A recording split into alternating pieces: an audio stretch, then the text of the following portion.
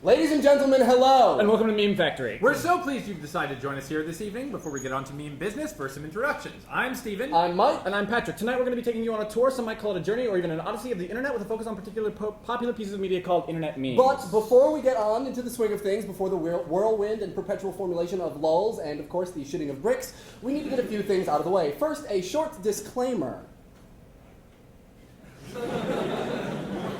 As some of you probably already know, the internet is serious business. We are here to entertain you, and yes, you will probably laugh. At least, we really hope you laugh. But there are some lessons to be learned too, and some of them are not as funny. And while we're not going to show you anything awful without first warning you, there is some material which certain people might find very offensive in tonight's presentation. This includes nudity, racism, sexism, homophobia, and violence. We have chosen the following images and subject matter because we feel as though it is an accurate representation of what takes place in the most active corners of the internet. Not necessarily because we, or NYU for that matter, agree with the views that they represent. The truth is not always pretty, but that doesn't make it any less important. So now that we've used the word important to describe what we are about to do, we thought we might explain, in the interest of same-pagedness, what exactly a meme is. We've learned over the past few shows that we've done that it's best to start with an example. Soldier boy, what's up? Yeah, I got this new damn, yeah, I'm calling Soldier boy. Just got a punch, then crank back 3 times from left to right. Soldier boy, I made it. Why me crank that Soldier boy? So Crank That is a giant among memes. There is a veritable treasure trove of these videos, a king's ransom, more than you could possibly shake a stick at, enough to stack between here and the moon, all based on the original form popularized by hip-hop star Soulja Boy. Like, here you can see, this is Crank That Batman, and this is Crank That Lion King over there, and there's Crank That Spider-Man, and even a Crank That SpongeBob. Some use the same song with a different dance, some write their own music, but what's important here is the difference between the videos, the mutations between the iterations. So, famed biologist Richard Dawkins coined the word meme in his seminal 1976 book, The Selfish Gene. In the book, Dawkins explains that there is something other than genes being passed between members of a species, namely, units of culture.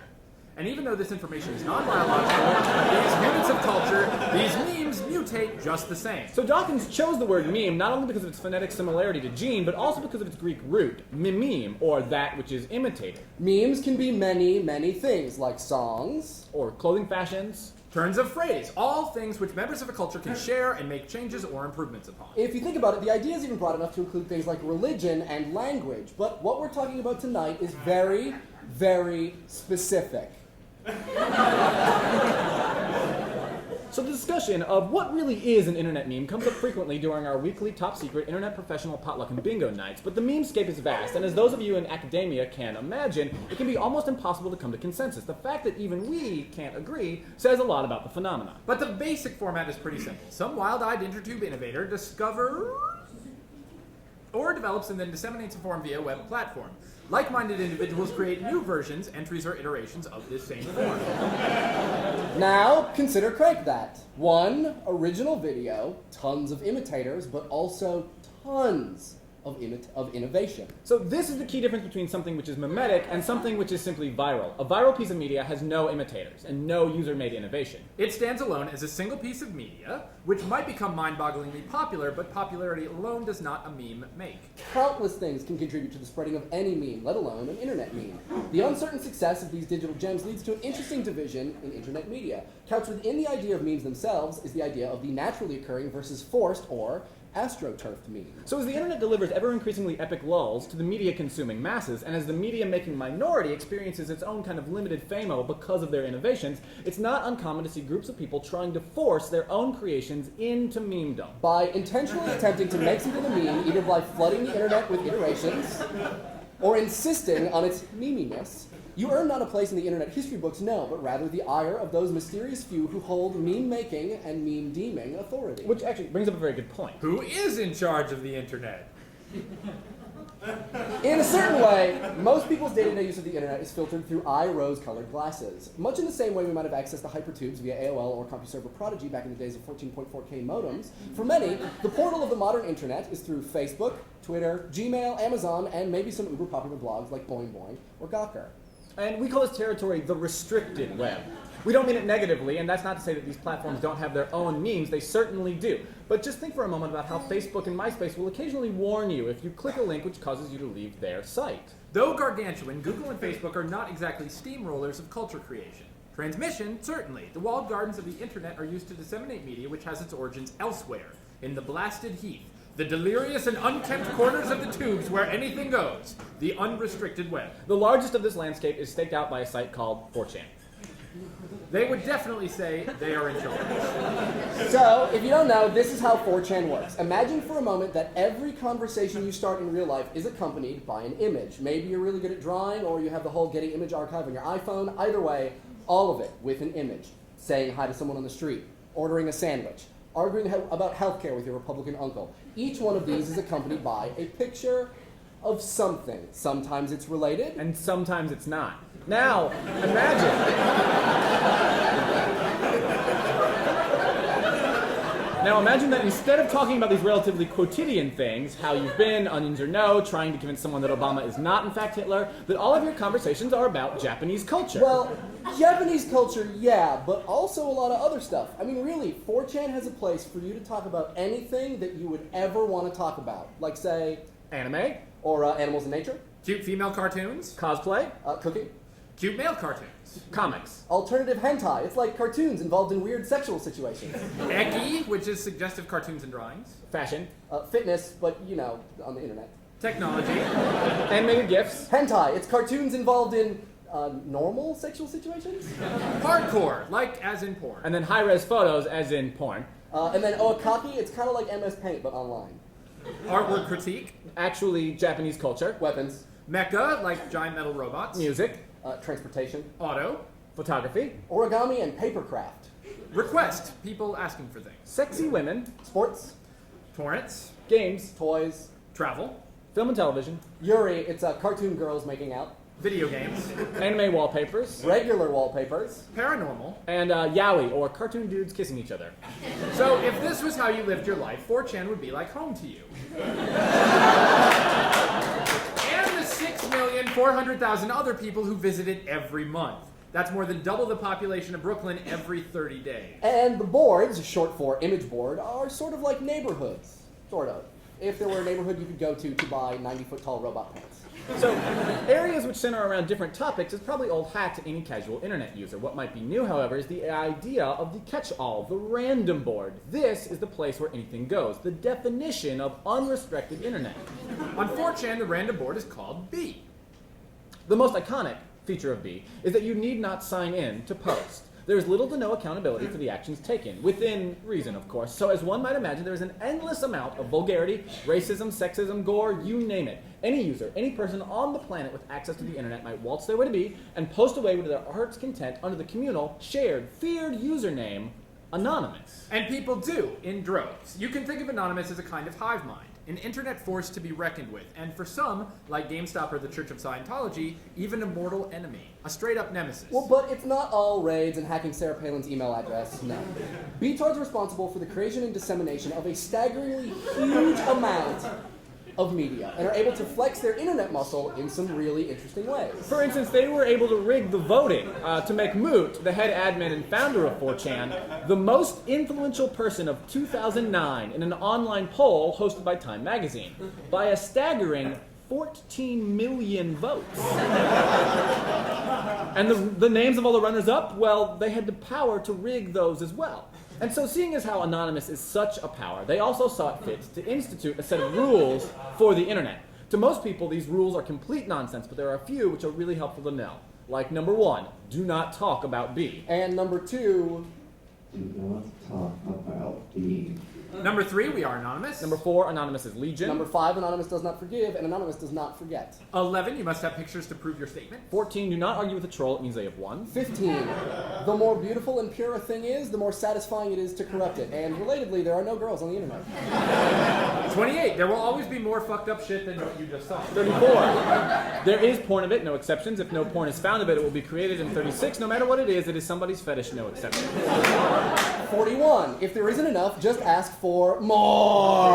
44, the internet is not your personal army. Number 50, anything can be a meme. Number 62, the internet is serious fucking business. And once again, the internet is serious fucking business, which you guys already know. We'll talk more about this later, but before we do... We actually have some vocabulary to cover. Like other secret clubs, B has many of its own code words and slang. A lot of the slang, and like many of 4chan's mimetic creations, is actually spread to the rest of the web, so it's helpful if you're familiar. You've already seen one in Rule 41. If there isn't enough, just ask for, all right, now everybody with me, more! Great. As lingo goes, this one is pretty self-explanatory. Like prawn, and te, and gay.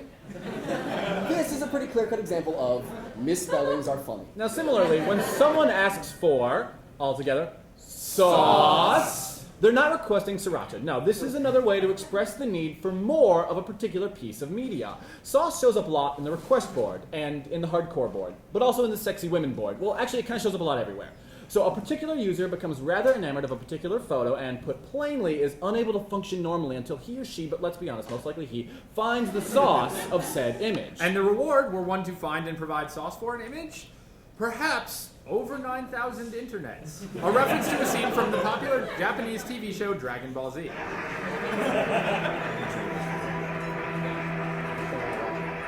Vegeta, what does the scouter say about his power level?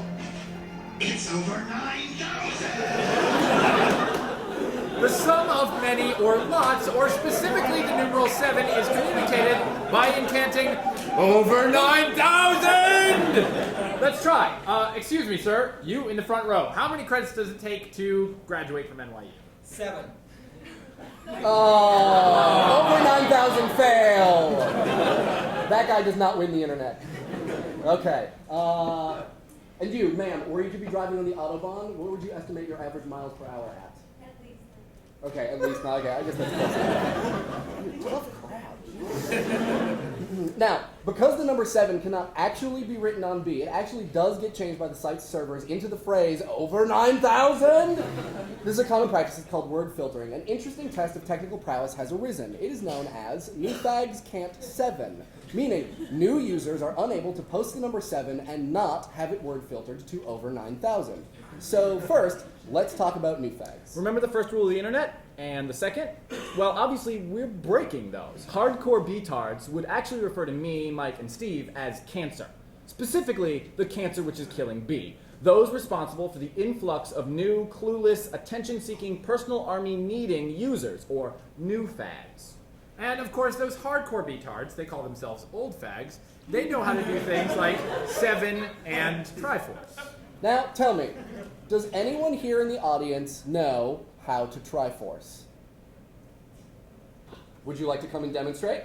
No, then you guys would know. Anyone else? All right. Good. So Good answer. we're not going to explain it because it's an important part of your transition into people who know how to use the internet. The answer is out there. If you look for it, maybe you could find it. But there's something you should keep in mind, which is that just because new fags can't Triforce doesn't mean if you know how to Triforce, you are not a new fag.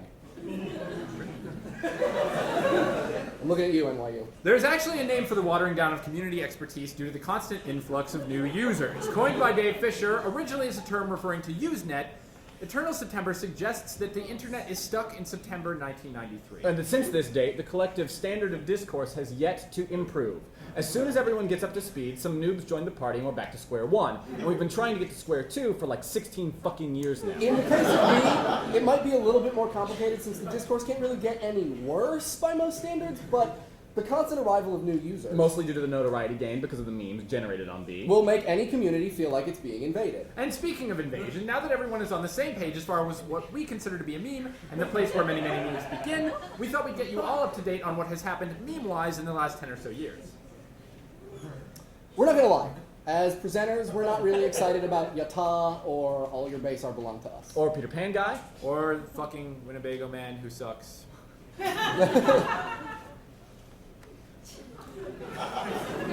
So instead of dwelling on memes past, we thought we'd just get them all out of the way as quickly as On possible. the count of 3, we recommend you cease blinking for roughly 25 seconds. 1, 2...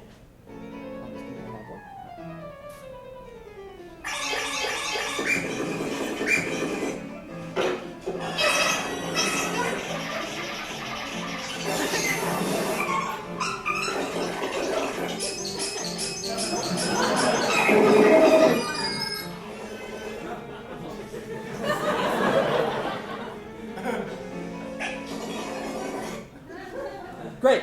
Any questions? Awesome. Now, on to the stuff that's happening right now. One thing we can say for sure that will contribute to the success of an internet meme is the ease of its creation.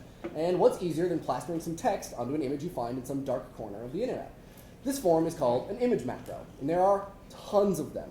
One of the earliest image macro memes is known as the Oh Really Owl. So this cute little snowy owl saw his first appearance on 4chan when a word filter changed every instance of the word repost into owl. So, users complaining that Anonymous had posted an image which had already seen wide distribution were, all of a sudden, talking about owls. Anonymous saw the potential for lulz, and so the Oh Really Owl was born. Used to indicate sarcastic disbelief or disinterest in overly involved posts. The overly owl started his internet journey as an image poster of love.binaries got pictures.animals by nature photographer John White. As one many iterations of this popular image.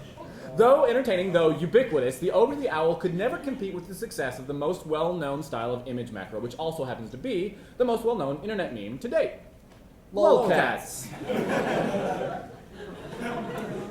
The findings in most studies would suggest that keeping of a pet has non-trivial positive effects on one's health. But that being said, we're not 100% on the matter, because as to us, it would appear that a combination of pet ownership, access to a digital camera, and simple image manipulation software produces a state of mind that most people would characterize as unstable at best. I mean, just listen to some of the comments found on iconhascheeseburger.com, central interhub for lolcat doings of transpire.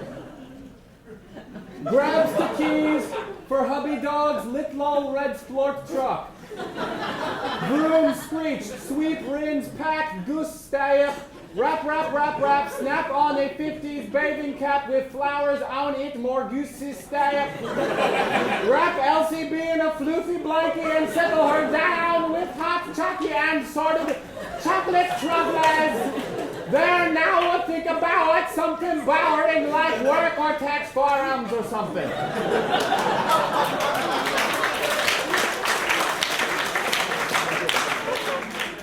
So this is almost as hard to read as Lee. Maybe we shouldn't be surprised. For as long as people have been keeping animals as pets, we've personified them at every opportunity. We give them human names, we have conversations with, and even get disappointed in them. And we even have documentation of the fact from far back as the turn of the last century. So ladies and gentlemen, from 1905, what might have been the very first lolcat.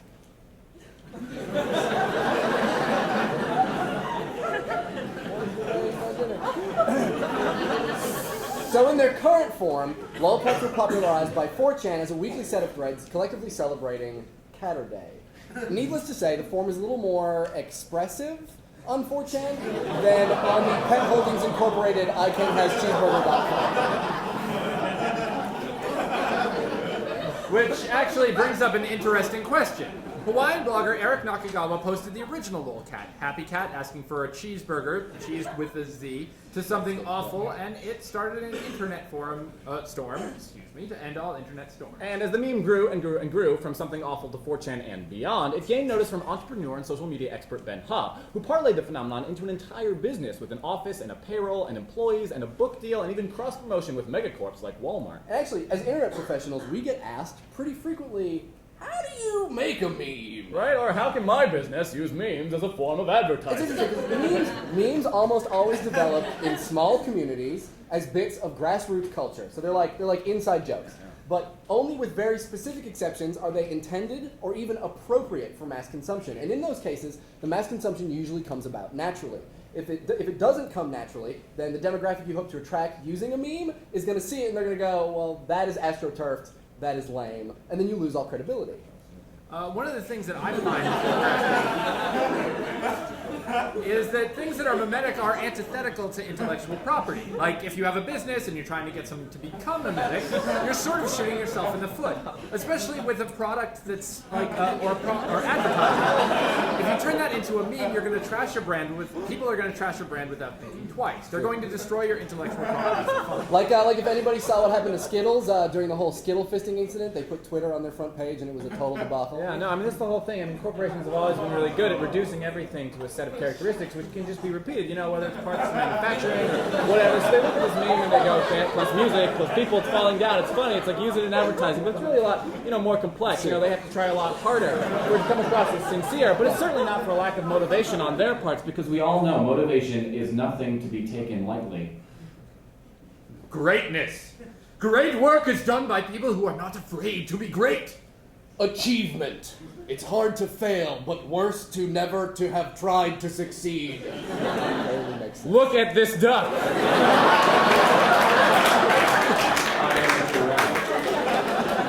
This now cliche form of the cheesy motivational poster has become one of the widest used internet memes. So due in no small part to its simplicity, members of message boards frequently choose the combination of black background, large white keyword, and smaller caption to both frame and extend the hilarity of certain images. And now that people have found the 1-2 punch of keyword and caption is an incredibly easy recipe for joke, these posters spring up everywhere on pretty much every topic, like dogs.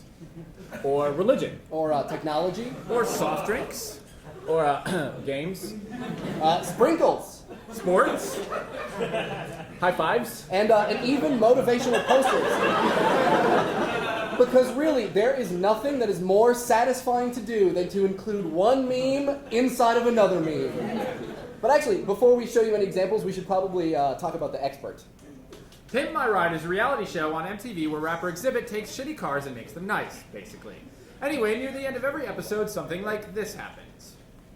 I know you love singing in your car, right? So you can get down, your microphone is installed right here, yeah, in your headrest, and you'll be able to record yourself while you're riding. So every single episode contains a scene which basically boils down to, yo, I heard you like X, so we put X in your car so you can Y while you drive. Oh, exploitable. Yo, dog, I heard you like cars, so we put a car in your car so you can drive while you drive. Yo, dog, I heard yo and yo dog like yo-yo, so we put yo dog in a yo-yo so yo can yo-yo-yo dog while yo dog yo-yo dog.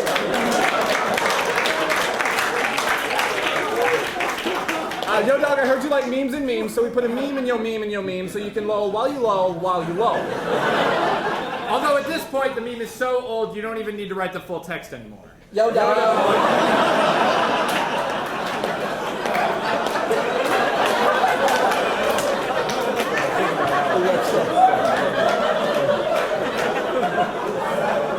Exhibit's supposed penchant for putting things into other things has become so well known as to be considered famous. Internet famous. So in 1968, well-known pop artist Andy Warhol claimed that in the future, everyone would get their 15 minutes of fame. And he was just talking about TV. He didn't even know about the internet. So these days, you can become famous for doing just about anything. Like crying about celebrities. Readers and making money off of her. She's a human! But also being an annoying teenager.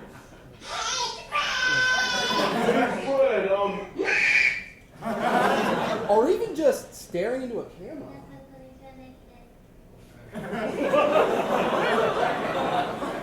Actually, this one would be really easy to do. Right now. Right, okay, so this is Maggie Bond, and she has like a bazillion of these videos. And of course, there's really a lot of people who are into making responses where they do absolutely nothing with her. Like Steve. Okay, so what we want to do is we need your guys' help because we want to make a new one of these right now. So you guys might not know it, but look around. Look to the person next to you. Someone beside you has awesomely huge eyes. Someone sitting next to you in the audience is the perfect person to come up here and do nothing for us.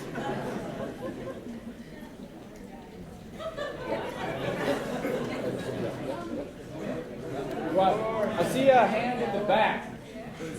We good? Standing up to come up. What's happening? Oh yeah!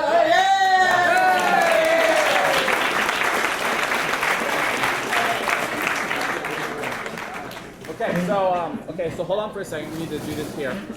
Ben, absolutely. Okay, so let's just hide this for a second. So we just gotta get the software now. Oh, that's the. Everybody like to introduce you to Creepy Cat?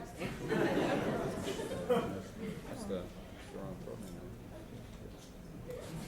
You want photo booth. There it is. Wait. Okay. We're close. Computer. There we go. Okay. Oh, no one can see what I'm screwing up. Okay, good.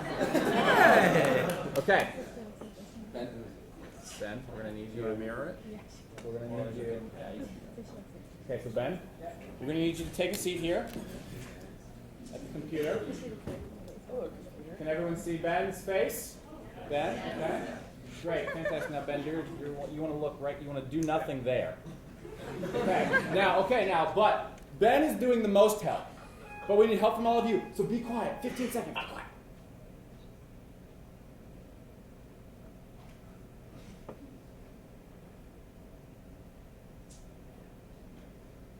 Combo breaker.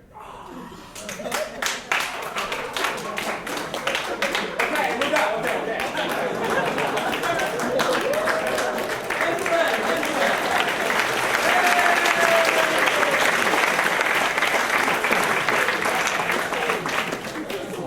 So, for our purposes, the thing that's important to understand is this. Once enough people have seen you doing something, no matter what it is, someone will try to copy you. Okay, so take David, for instance. Yeah, this is real life. Okay, now I have 2 fingers. Good. 4 fingers. 4 fingers? No. Okay, so David's father videotaped the before and after of his trip to the dentist, and in standard videotaping our loved ones in pain for profit standard practice, he immediately uploaded the clip to the web, where it grossed millions of views by the end of the week. And it wasn't long before the game of Follow the Leader began.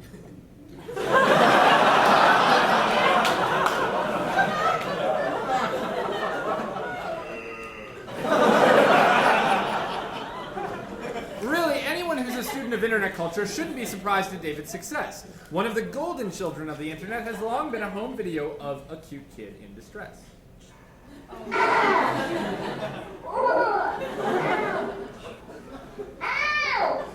Ow! Charlie!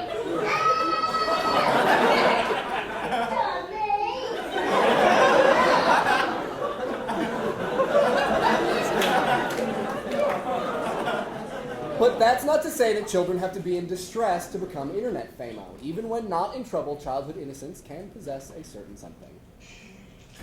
Inspired by kittens!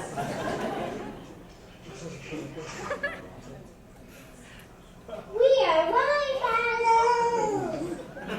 I'm at work! Unfortunately, most kids begin to lose their charm with the first glowing whispers of what will one day become the full shout of puberty.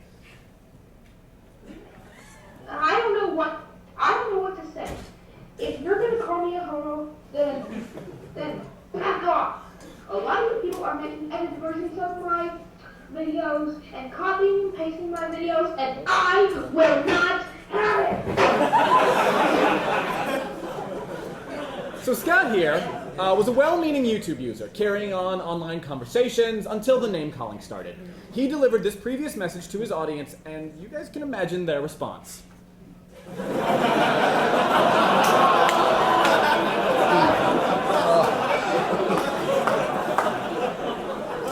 Watching Scott plead with the camera brings out a lot of emotion in the viewer. It has to. And maybe this is why millions of people find these new celebrities so compelling. Because just like real celebrities, you either love or hate the people we watch on the internet. So, but every now and then, the debate between love and hate becomes heated, even, dare we say, epic?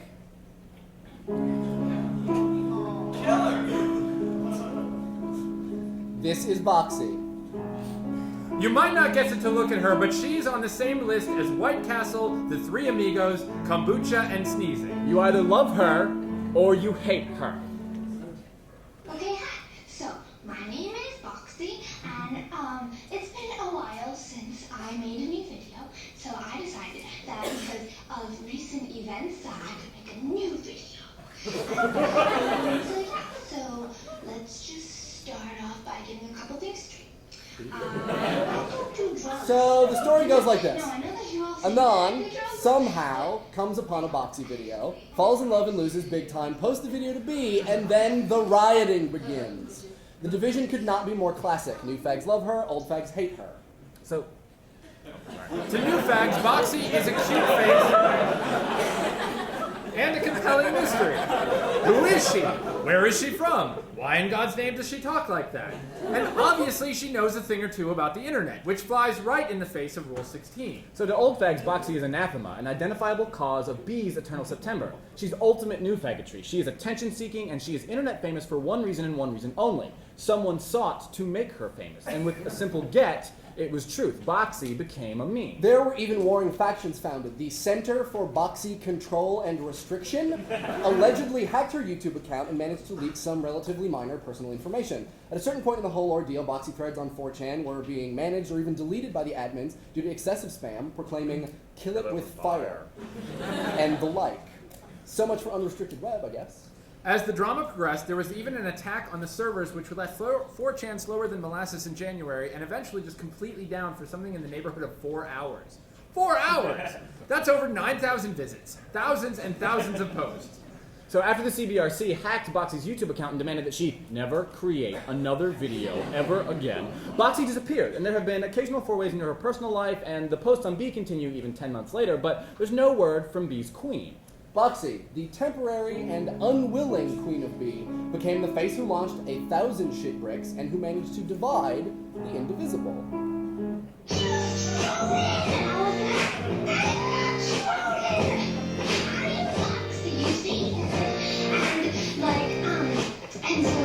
Oh, wait, hold on, this just in. It looks like B might have chosen a new queen just last week. And her name is Tabby? So you guys, I got a favorite. Oh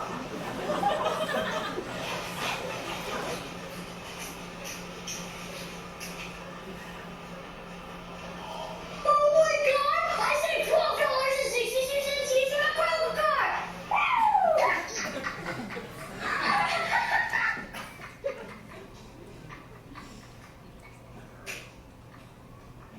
Why am I bored? So, after all the attention that Tabby garnered from B, her YouTube account was closed, along with various other accounts and blogs of her family and even her friends. There were even some mysterious posts surfacing on Facebook regarding, I shit you not, her being moved to an undisclosed location. One has to wonder, why do people get themselves involved in these situations? And the answer is maybe a little bit more obvious than you might think. People do things for attention. On the internet, the proper name for individuals who post images or videos of themselves to deliberately solicit attention from some community is cam whore. Now, certainly there are literal cam whores, men or women who expose themselves in front of a webcam on a pay-for-play porn website, but that's not really an internet meme per se, it's more of a business model. So 4chan is home to cam whoring of its most extreme. And while there is no basic form for cam whoring, it is mimetic in that certain practices have developed around it. One of these memes is get, which takes a little bit of an explanation. Every post made on B comes stamped with the number.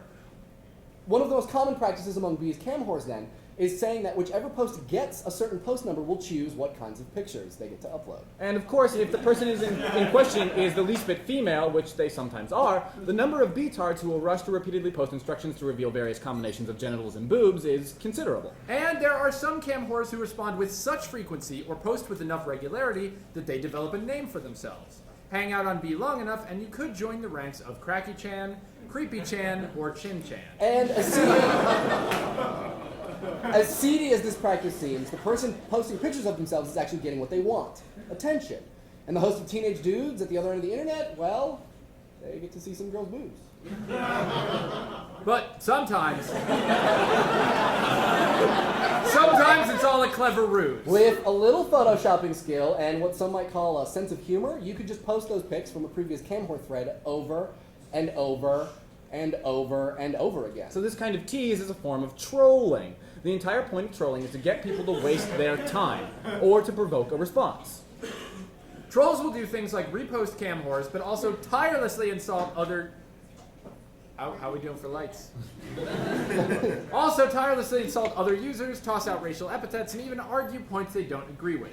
Here's a good example.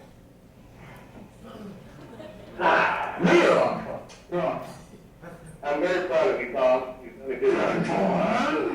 You got all that. Quiet for a couple, all right. you have clean audio here for your meme. All right, well, thank you. Okay, quiet for a second.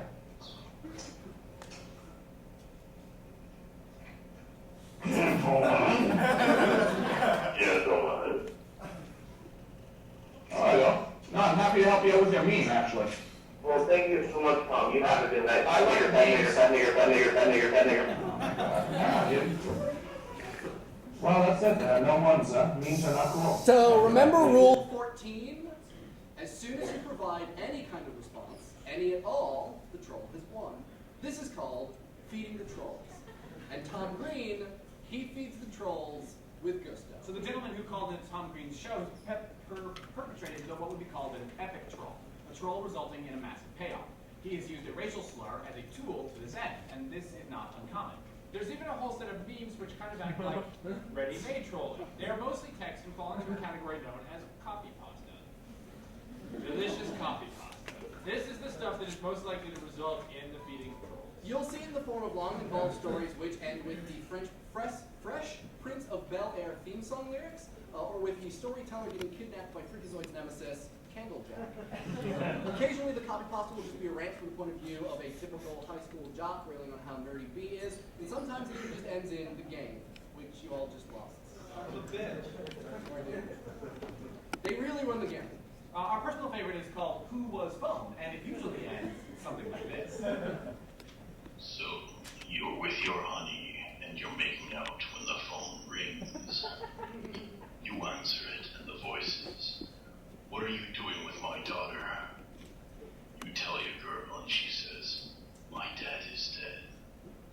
Then who was phone?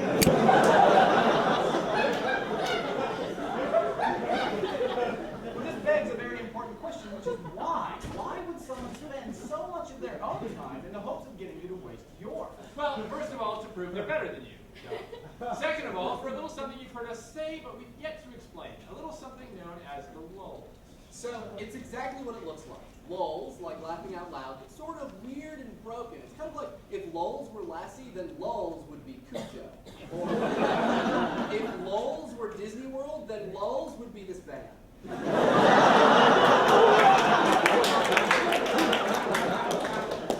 trolls, they do it all for the lulls. A particular kind of errant, delinquent sense of enjoyment based on the mild annoyance, and sometimes even the grave suffering of others. On April 20th, 2006, this 7th grader took a .22 caliber rifle from his parents' bedroom and shot himself in the head. Tragedy for his friends and family, and unfortunately, hilarity for B. So he wrote on his MySpace page prior to committing suicide that he had lost his iPod and was having a bad day. And well, the logical and rational residents of B thought that if you killed yourself over a lost iPod, that you'd done the gene pool a favor. And they said so. Over and over again. Posting on the boy's MySpace page, even calling his parents on the telephone. The New York Times categorized this behavior as, and this is true, malwebolence.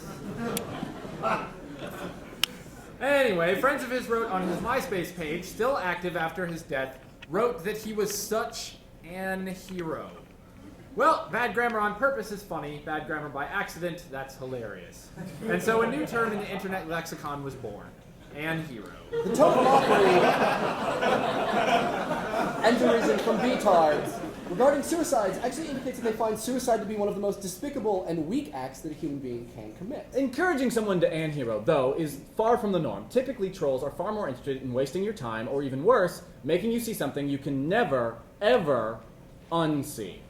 This is Kirk Johansson. You might not recognize him. If you've been an internet user for a while, though, you've probably seen him, just not this end of him. Goatsy was the original shock image as far as many of us are concerned. It was the original realization that the internet was not all lyrics to punk songs and animated gifs of fire and dragons. Before the internet, if you wanted to see something shocking, you had to know where to look. You had to seek it out. But now, the complex interconnectedness of things means that sometimes those shocking images will find you. So, if you want to, you're about to see Goatsy. I've obscured the worst parts of the following image. I want to warn you, though, what has been seen cannot be unseen. So, if you have any kind of imagination or are sensitive to images of a mature nature, I suggest that you close your eyes starting right now. Starting right now, if you don't want to see it, you should close your eyes. So a song is going to play for the entirety of the time Goatsy is on the screen. As soon as the song is over, you can open your eyes again. All right? Seriously, if you don't want to see it. I see a lot of people with open eyes, and you're going to regret it. This is not a clever ruse.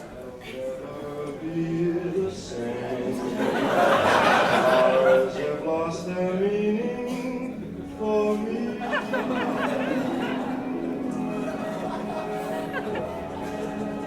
I'll never be the same. Nothing's what it once used to be. All right, it's gone.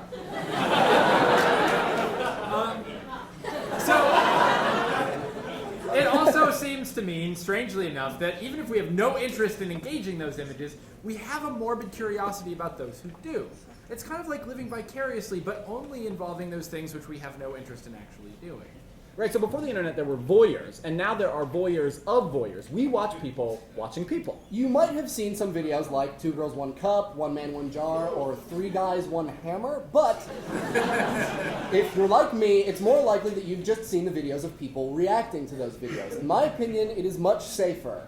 I am fine not being able to unsee people's hilariously disgusted faces. And that's the thing, really. Unlike the supremely unfunny videos to which they are responding, these reactions are hilarious, especially Grandma.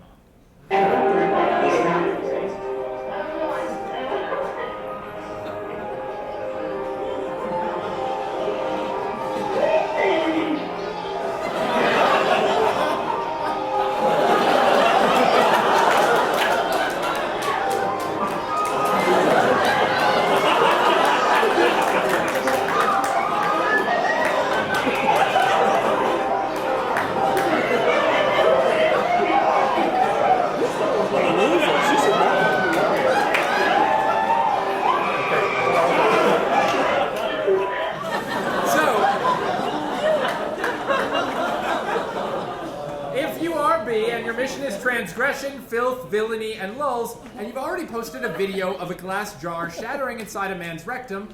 Where do you go from there? Safe for work porn! Sorry, transgressing against transgression. So, you take what continues to be taboo, pornography, and you make it safe, or almost safe, for work! One of the key properties of this particular meme is heavy use of MS Paint, a crude sort of proto-Photoshop. And nothing looks remotely believable.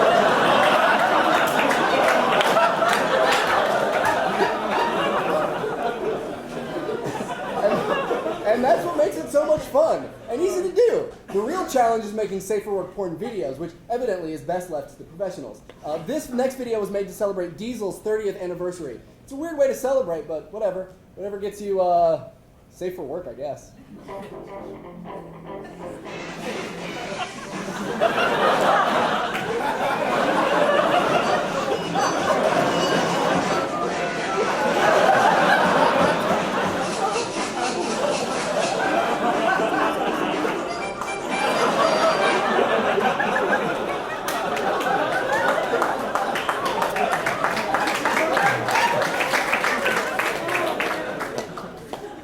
Pornography and making it acceptable by adding crudely drawn costumes and props is an incredibly specific hobby, but one that apparently a lot of people are into. So for many people, the internet has taught them that there are other people that share their weird interests. These individuals no longer sit at home lamenting that they're the only person they know in the flaming jiu-jitsu dancing or something similarly obscure. No, they are confident that thanks to the web, they have finally found their niche. One of the most exciting of these groups is also one of the crazy, stupid, super dangerous ones. Who are we talking about? Homemade water gun flamethrower enthusiasts.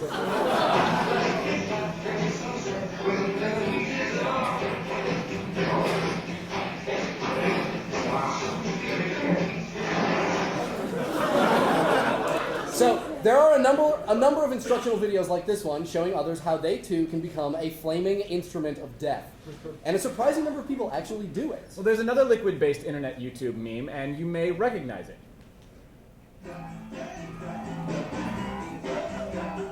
So the guys from EP Bird put this one together and even achieved some mainstream media coverage as a result.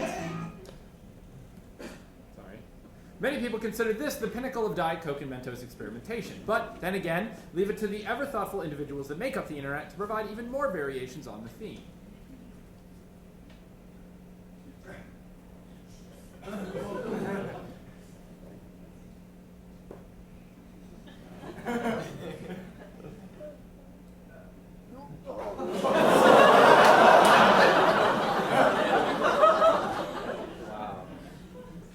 Something bad is going to happen. And whether it be the high-tech or the low-tech, this attitude of please, try this at home, has really taken hold of thousands of people. You've got those building their own extreme pogo sticks.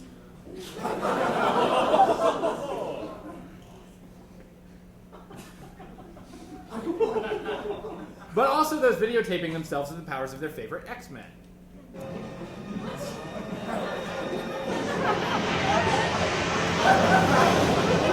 So one person sees a video explaining how to do something and they want to copy it and do their own version. It, like all memes, is a huge game of follow the leader, and no one is more susceptible to copying the behavior they witness than children. That's pretty much it. Just smoke smartest. It doesn't kill you, it doesn't hurt at all. It's just like candy when it's in your mouth. Just got ashes from the candy. So it's moments like this when staring into the eyes of a preteen filling their lungs with granulated sugar dust when one sees that the most startling similarities between memes and fads. The web takes these fads and it turns them into objects. The phenomenon seems as relevant as it did when it first surfaced. But more than just documenting certain fads, the internet is also uniquely suited to turn certain behaviors into not fads or communities, but entire lifestyles. Lifestyles that might have never thrived to the point that they have without the gentle, loving support of the web's anonymity. We're talking about furries. Furries. They're people who enjoy dressing as anthropomorphic cartoon animals. It's kind of like live-action role-playing at times, with people adopting specific animal characters they believe themselves to be. And in real life, there are furry-themed conventions where the like-minded can congregate. But on the web, where the physically impossible is shed like some overheated felt fox costume, many furries tend to have a very particular focus.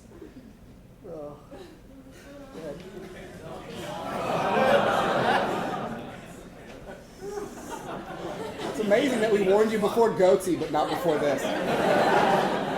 We should make a point that in general, as government-appointed internet scientists, we do our best to never pass judgment on the phenomenon we catalog. Indeed, but no matter how hard we try to stay impartial, some of the memes we collect defy any logic that we try and put upon them. Some groups out there, the more you watch what they do, the more it feels like staring into the abyss.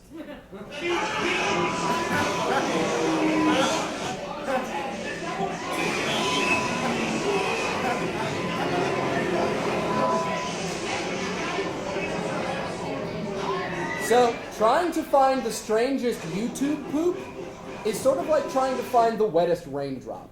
YTP is a form of internet video where the users... They take all sorts of videos, and there's a lot of stuff from the mid to late 80s in there. And there are a lot of video game references, and what they do is they take it and they edit it so that when you watch it, it's kind of like they're making some sort of comment on the deluge of information that's available on the web, but when you put it all in one place, you realize that it's like...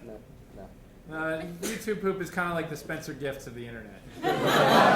There's a bunch of bright and shiny lights to attract the idiots. And you're sure that if you thought about it long enough, their business plan would make sense? I guess people need to get meaningless crap somewhere, I guess, but mostly it's kind of amazing that they're still opening franchises. And YouTube poop is no different. Watching these things might give you a nosebleed, but it has contributed to the spread of another meme. One of the biggest players in YouTube poop iterations is a creepy-looking version of Luigi called Ouija. As far as memes within memes goes, Ouija is a big one. He is everywhere. Which is actually kind of the point. Ouija is the perfect example of mimetic spread. Whoever sees Ouija becomes Ouija. I actually think I saw him here tonight. I think he's in the room. So, sourced from the DOS version of a little-known Mario title called Mario is Missing, Ouija's clenched fists and thousand-mile stare are just begging to be added to almost any photo for instant lulls. Much like another meme known as Disaster Girl, Ouija is also frequently present for uncomfortable or dire situations. His presence making the mundane a little more tense, and the awkward just downright creepy. Just downright creepy. It's a wonder anyone would ever post their photo anywhere on the internet with this guy lurking around. But people love posting pictures of themselves on the internet, especially in our image-obsessed culture where American life can sometimes seem to be like some kind of masterclass in branding. You've got to ensure that the image you share is consistent with your own personal brand image, like hot girl. Though, like branding messages, these images are often intentionally misleading. One of the hardest brand messages to get across is, I am a tough as fuck, dollhouse-owning, white suburbanite gangster. Though this guy is clearly up for the challenge. One of the greatest things about his ridiculous posturing is that it's so easy to make it exploitable. For infinite lulls.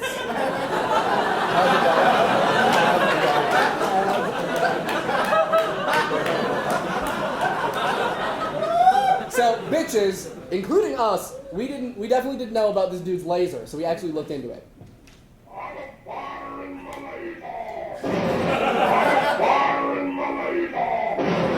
Laser with a laser!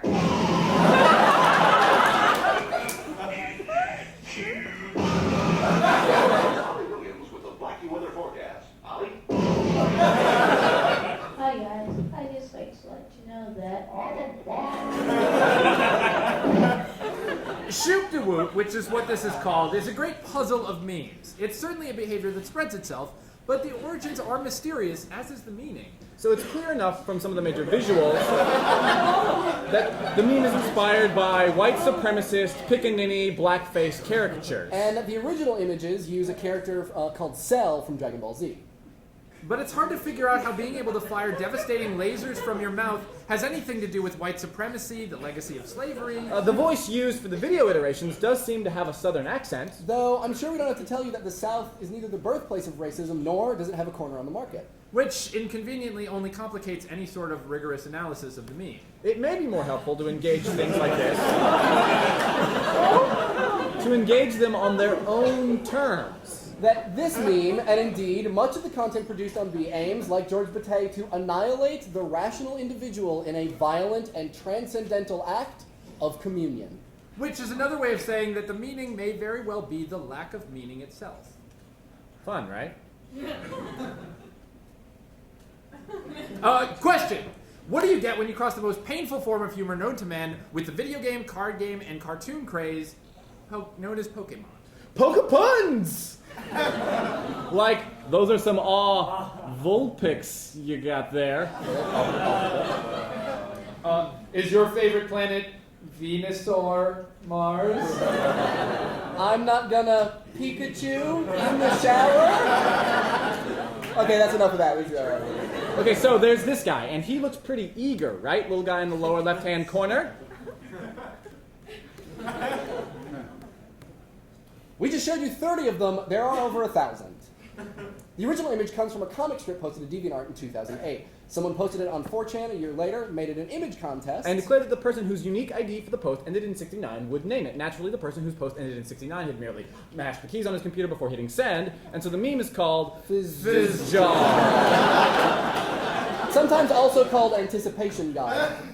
Fizzjaw's closest family member and predecessor is another paint-by-numbers form known as Gentleman, which should look a little familiar to those of you who are paying attention at the beginning of the show. Much like Fizzjaw, Gentleman has its roots in the comedic use of a model from a well-known video game. This time, instead of Link from The Legend of Zelda, it's the spy from a hugely popular game known as Team Fortress. Like many modern games, Team Fortress lets you edit your character models and do some in-game animations. This kind of practice is known as machinima. This is where a group of ambitious animators use one character in a video game like a camera to watch and record the other characters performing scripted actions. So you add a voiceover later and you have yourself some machinima.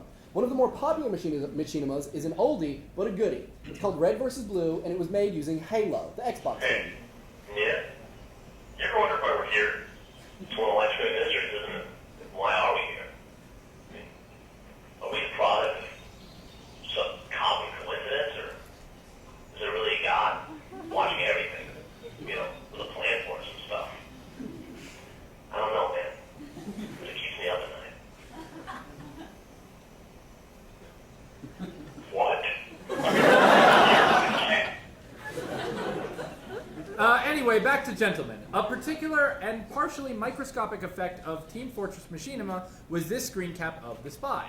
With all those cigarettes in his mouth. You had the word gentleman and... It's funny, trust us. It's hilarious. And in keeping with certain Zen philosophies, it gets more hilarious the more of them that you make, like gentlemen, Ouija men, dental plan, watchmen, are we not men? Batmen, gentlemental, champions, ghosty men, mental gen, cigarettes. Gentlemen, I'm cutting down. Gentleman is also a great example of the positive use of an internet meme in a piece of advertising. This next video was produced by the Team Fortress developers, Valve Software.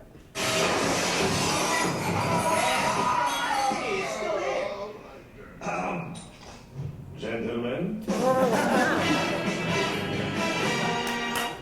Gentlemen also falls into a specific subset of memes called exploitables. Why go to the hard work of tracing around this guy's face in Photoshop to pull it out and use it somewhere else for love? When someone out there has already done all of the hard work for you. Exploitable. It is both the question and the answer. Want to make something or someone say, this is Sparta? Look for an exploitable. You got a new meme? You want people to make new versions of it? Create and share an exploitable. But don't let these examples limit your perspective. For the technologically advanced or exceptionally creative, the entire world is exploitable.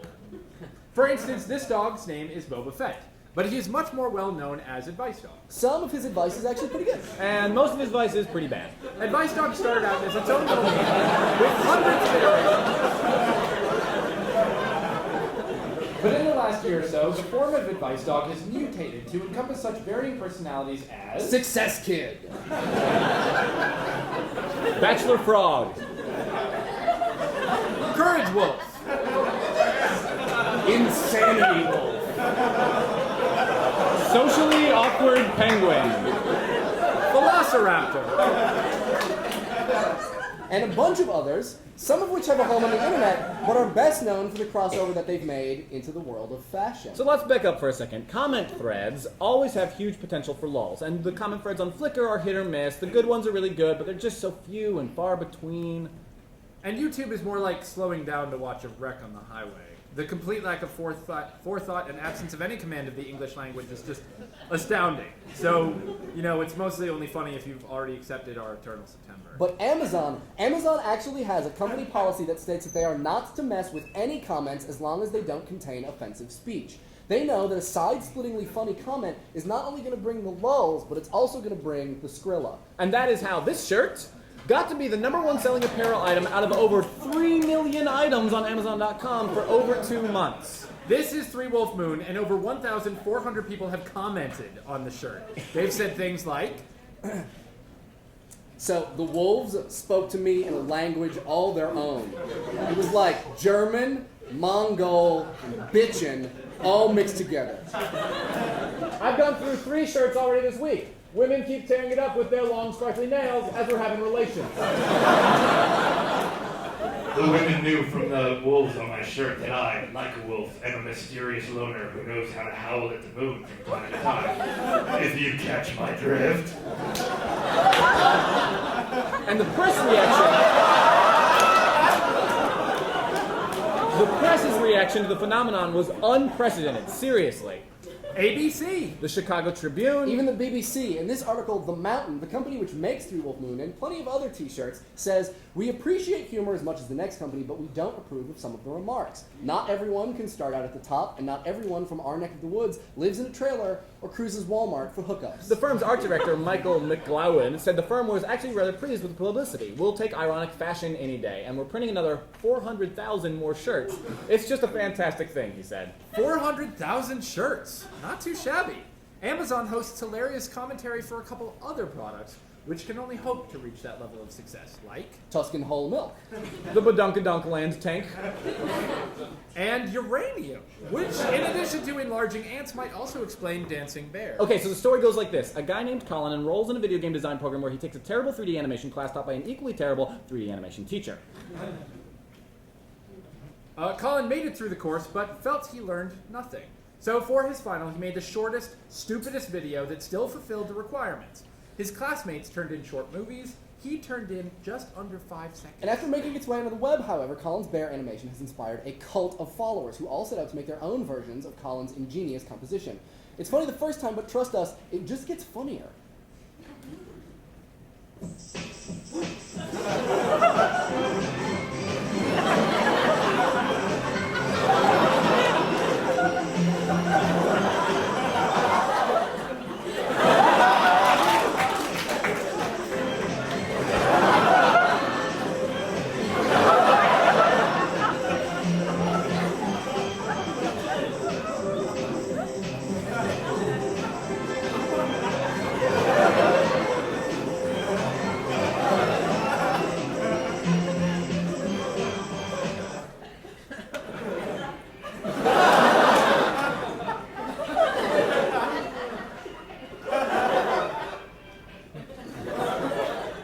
This other bear is a very popular meme in Russia. His name is Medved, which is a bit of a Russian misspelling of bear. I would also like to apologize to all Russian speakers in the audience for the mispronunciation you have just heard and the mispronunciations you are about to hear. What he's saying is Preved, which is like a Russian misspelling of hello. The whole thing got started with this painting in which our friend Medved the bear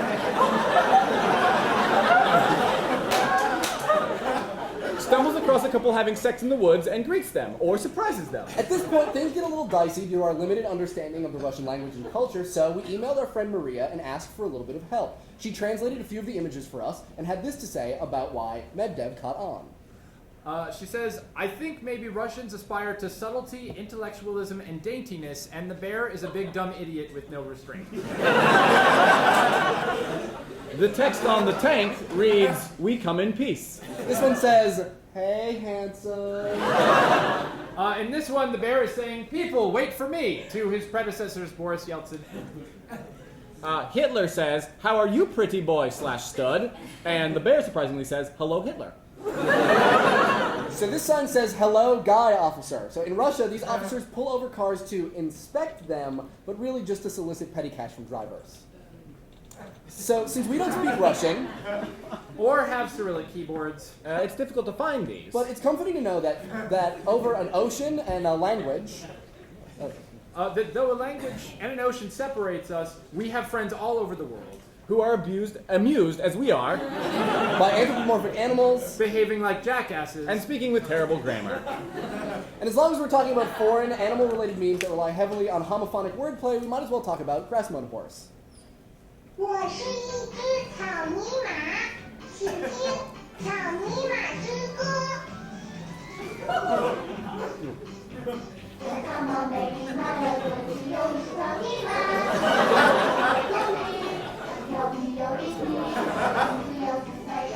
So the animal you see in that video isn't actually a grass mud horse because there's no such animal as a grass mud horse. However, when you translate grass mud horse into Chinese and then say it aloud, it sounds almost exactly like "fuck your mother." But why would anyone do this? Why would anyone make up a fictional animal whose name sounds like profanity? Some of you may have heard about this, but China's been kind of bad about internet censorship. And the grass mud horse, along with several other similarly offensive named animals, was a way of undermining the controls put in place by China's government. So while this meme has gotten mainstream media attention in China, to us Americans, it's little more than ugly, creepy, and kind of bewildering. For a meme to earn mainstream media attention here in the States, it has to be something adorable. The Today Show actually did a great job with this one, so I'm going to let them take it. That nutty picture of a squirrel that found its way into a Minnesota couple's vacation photograph. That couple is with us exclusively, Melissa and Jackson Lance.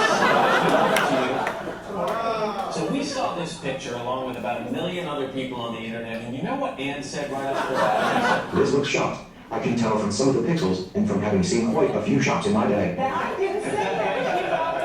This guy.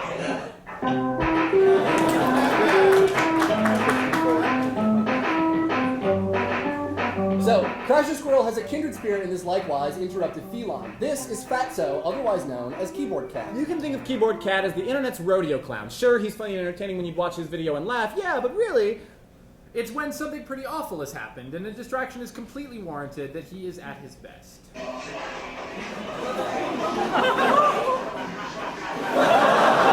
Why did he get back on?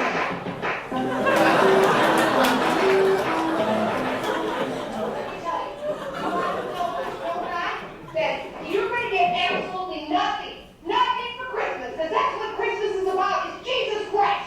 Okay. No, it's not okay, Michael. It is not okay.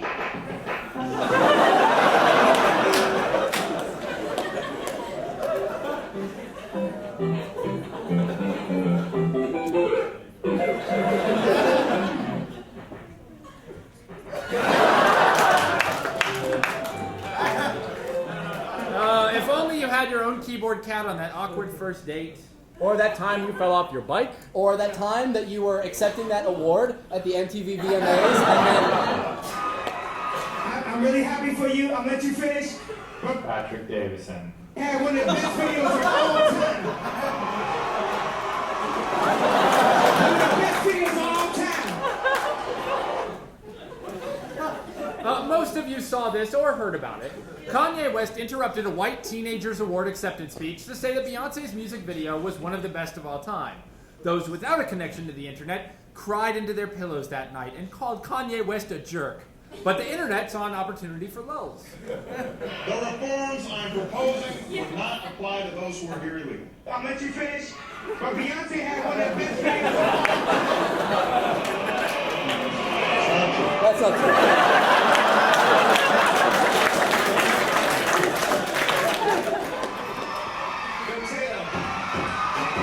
I'm really happy for you. I'll let you finish. But Beyonce had one of the best videos of all time. One of the best videos of all time. So, auto-tune is a piece of technology used by recording industry professionals to keep everyone in key. It also turns out that it functions, much like segways.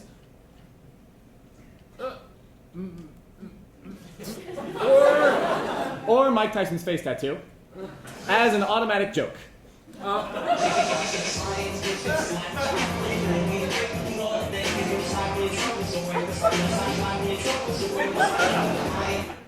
Auto-tune is so ubiquitous that the current estimate is that it is used on about 60% of all major record label releases, about 15% of all YouTube videos, and on 100% of Katie Couric's news broadcasts.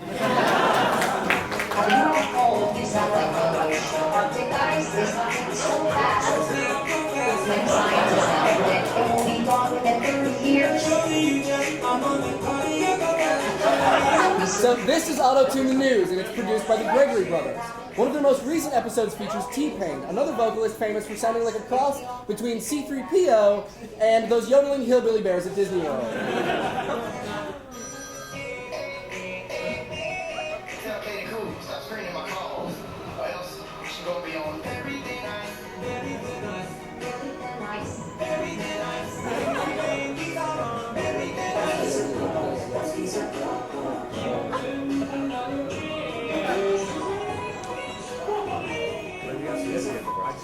Some of you might also recognize T-Pain from that time you saw him on a boat. Now, one of the things that we should make clear to you guys, as members of MemeFactory thing, is that when we went to YouTube and looked around for a little while, we found a number of videos that were karaoke version of certain people's songs. So if one were to download auto-tune software themselves, one might have a really, really easy time of auto-tuning yourself. But we're not going to watch any more Lady Gaga than we have to. So, of course, musical memes aren't all totally bumping major label production values. No. Some of it is weird. Japanese, actually, is what Steve meant to say. Some of it is Japanese. Nico Nico Douga is an online video hosting and sharing site sort of like YouTube. Except that we have no idea what it says or how to navigate it, so if something cool happens there, we probably won't know about it until it makes its way to YouTube. And such was exactly the case earlier this year with this video.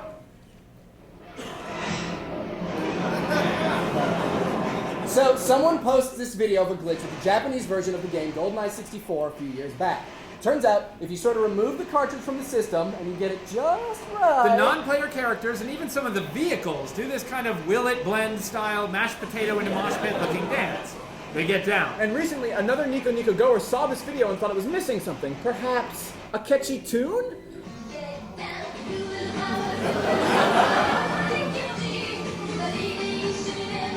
So he or she added the song Promise by Hiroshi Komi, and all getting down hell broke loose.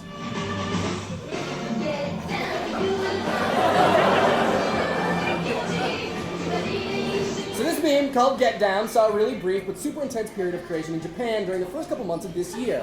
It made its way to the States around early April or so. But the American versions of this tiny bit of Japanese culture leave something wanting.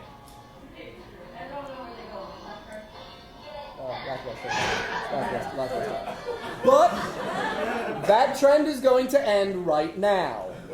We're going to need as many audience members in the center section who are willing to get up, to get down right now. Right. So, if you feel comfortable sitting in the center section of standing up, taking the briefest of instructions, and then turning around and dancing for the camera that we have in the back of the room, we would ask that you, in your volunteering way, stand up at your seat now. Don't turn around yet. Don't turn around yet. Face front. You guys on the sides can too. You're just not, We're not going to video. It's not that we don't love you. We do love you. It's just the camera's right there. So, everybody, point to the... Actually, I'm missing one slide here. Point to the right, and your right, like this, and freeze. Close number one. And should we? Go through all of them. Go through all of them. Just teach them all. Yeah. Teach them. Oh, right. So, okay, now, next, everybody point to the left. It's number 2. Yep. Like that? This is number 2. Okay, so then you freeze, and that's one pose. Yeah. And then there's a motion pose where you throw your hands up in the air like this, and sway your hips like that. Yeah. Oh yeah. You guys are great. That's perfect. Yeah, awesome. 3. Okay, and the next move is you put both hands behind your head, and you do elbows forward like this, and leaning over a bit. Leaning back. You're leaning back. Come on. It's all right. Freeze. It's all right. Okay. We're together. Right? No, but you freeze. It's actually you're the just way we do it is static. we freeze like this. And then the next one, you keep both hands behind your back. You go forward. And you freeze like this. Yeah, it's forward. Oh, is that one not in motion? That's number 5. No. No, that one's not. Okay, sorry, my mistake. And then we're going to do 5 really quick, just crazy poses. 5 random poses. Okay, so you guys ready? Yep. Okay, step number 1, everyone's going to turn around. Everybody turn around. You want to go right there? Turning around is really good. Okay, now everybody point to your right. Point to the right. And hold it. 1, Everyone 2. hold it. Good. Point to the left. Point to the left. Hold it. 1, 2. Throw both hands up and sway your hips. Sway, yeah, hips swaying back and forth, side to side, lateral. 1, 2, 3, 4. Okay. And put both hands behind your head with your elbows forward and knees bent over a little bit. And freeze. 2, 3, 4. Now forward. Now put keep both hands behind your head, but straighten your knees and push out your pelvis. And freeze. Great, perfect. And now we have to do the crazy poses. So crazy pose 1. Freeze it. Yeah. Crazy pose 2. Crazy pose 2. 2. Number 2 is really good. Freeze it. Crazy pose 3. Go. Pose 3. Freeze it. Good. Crazy pose 4. Go. Freeze it. Crazy pose 5. Go. Freeze it. All right. Now we're done.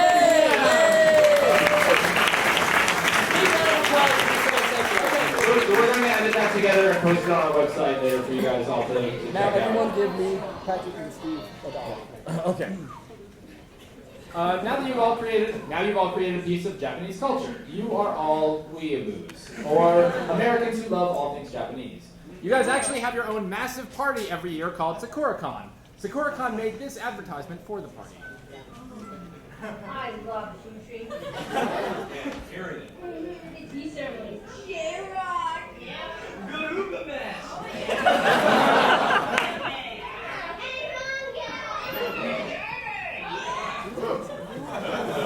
Though you may not have heard of them, Garugamesh is the answer to the following question. What is a goth weeaboo's favorite band? Let's see if you can spot why.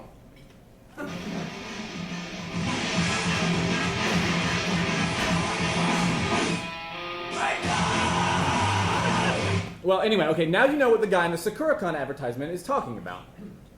Out of everyone in that unintentionally hilarious advert, 4chan gravitated towards the stout goth weeaboo, and they expressed their affection for him the only way they know how. By spamming the internet with his image. But wait. What about this guy? The guy with the drink.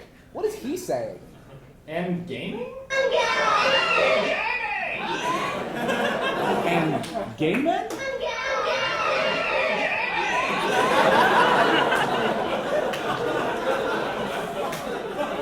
And gangbang?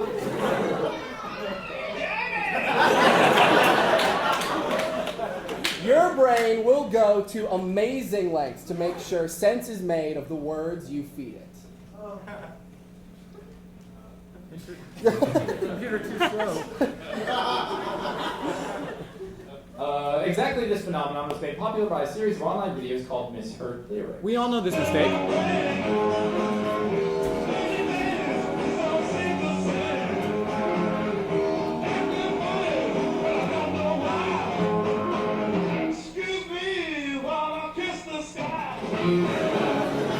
So this is known as a mondegreen. It's when one set of words can sound like another set of words in the same language. You might remember... I am so fucking retarded. From the playground. Well, if you take the same idea and apply it to music videos, you get something like this.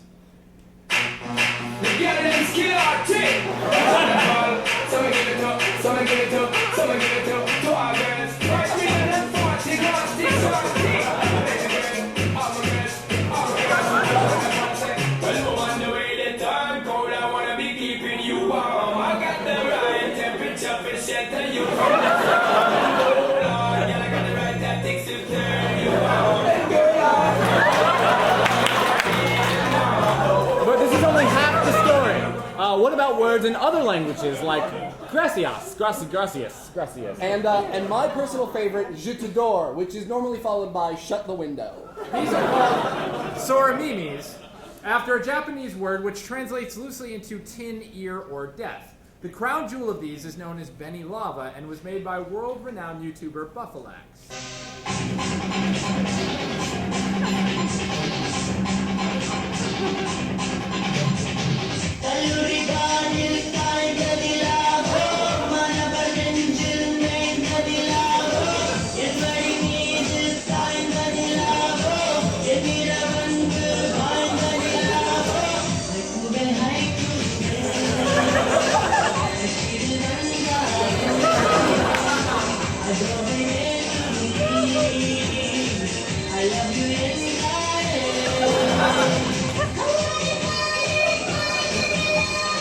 So, some people, however, they want to do more than just add text to the music videos on YouTube. They want to weave several videos together. And this process is becoming more and more commonplace because once your music video is online, and let's be honest, they all are, it's a matter of a few clicks to download it and do anything you want with it. The most common style is the musical mashup, taking two pieces and smashing them together in an elegant way to hopefully make a new product that is greater than the sum of its parts.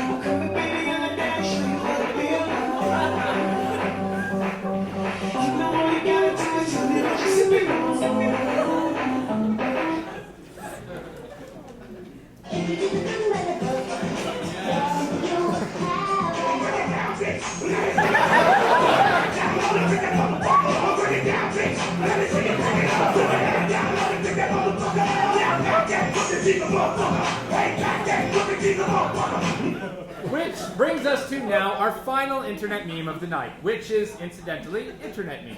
As the hypercompute global meganets grows, becomes more pervasive and inches ever slowly but assuredly towards what we can only imagine will one day resemble Skynet from the Terminator movies, the culture which is being created on and with it is also growing in import. Which is the realization that we hope to lead you, our fine audience, towards. These funny pictures of cats, videos of people falling down, and even, yes, the man exposing his butt a lot.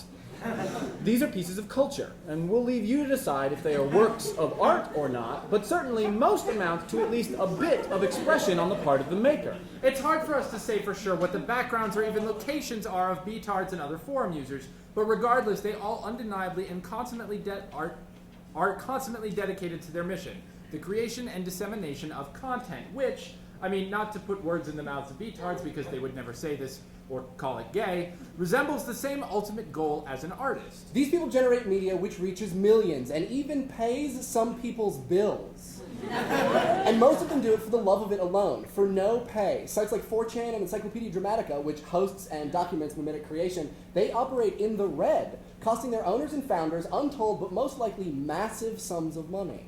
And all of this in the shadow of a media complex which has insisted for years that in order to be on TV, you have to be famous. And in order to be famous, you have to be on TV, which it's very confusing. The phenomena we've described here tonight seem to contradict the very quanta of this philosophy. Think of the last time you heard a media corporation complaining about unlicensed use of their content. Okay. Now think about the last time someone complained because you copied their video of them doing nothing. There are almost no discussions.